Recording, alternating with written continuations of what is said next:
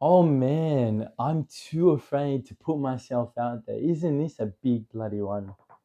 Um, it's valid. I understand where you're coming from, but been there, done that, and there is a way through. It's not the way that you think. We're not gonna brute force your way and force you into scary situations. While that is a valid way, it's not really a long-term solution.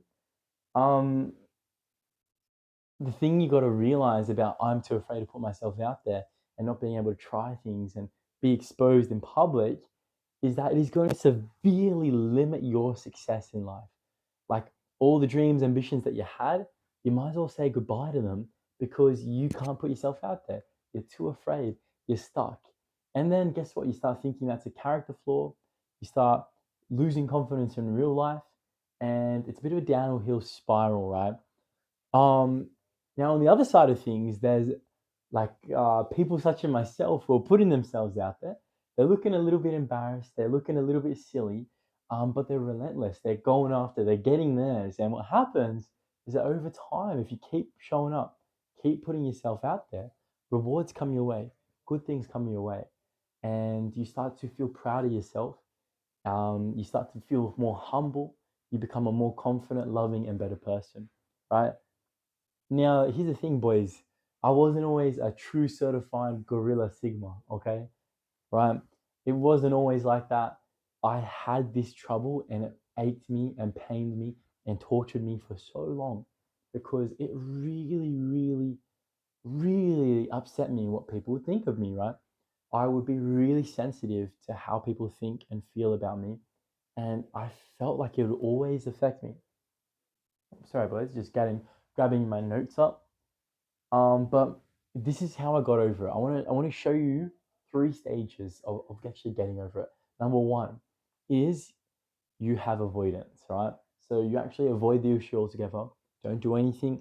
Go play video games, muck around, kind of reject the hero's quest, right? It's classic, classic. That's number one. But eventually, what happens? Your mind starts cooking. You start feeling dissatisfied with life, and all of a sudden you're on to number two. Number two is courage. You build up a heck ton of courage, and then boom, you go after it. You're like a monster, you're like a weapon. You just put yourself out there. But then what happens with courage, you almost always get a bit of courage hangover. So afterwards you feel a little bit insecure, you feel a little bit scared, like you've posted it, but then a couple of weeks later you want to delete it or you want to get rid of it, right? Or whatever it is, like you get there, right? So courage really isn't sustainable, and I find that a lot of people are suggesting courage all the time, like keep going after it. Some validity there, but it's not the ultimate long-term solution. Number three, what will really actually allow you and free you up to put yourself out there safely in a really way that you can really back yourself up is fearlessness. Fearlessness. Far out, I've definitely mispronounced that.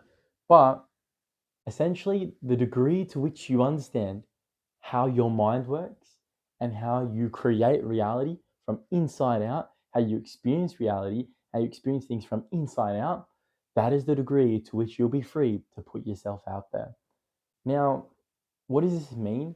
That if the fear of putting yourself out there was to be Dyson vacuumed out of your head, you would no longer have any fear of putting yourself out there. Therefore, you would put yourself out there, right? So if your mind was to quiet for a moment and you just listen to your intelligent promptings of what you have to do for your dream, your mission, your life purpose, you'd be putting yourself out there. But a lot of the time, and this is what kind of stumped me, is that okay, say if I have no fear, I put myself out there, then I get criticized, then I get like just attacked or whatever it is, right? And this is the beauty, like this is where it goes deep, is that you cannot experience being criticized, you cannot experience being attacked, and like it will not weaken you unless it's experienced in your mind. Like it is only through your thinking, through your mind, and what you believe to be true in your own head, and believing all those lies and insecurities. And that is the only way anything of criticism or how other people view you can affect you negatively, right?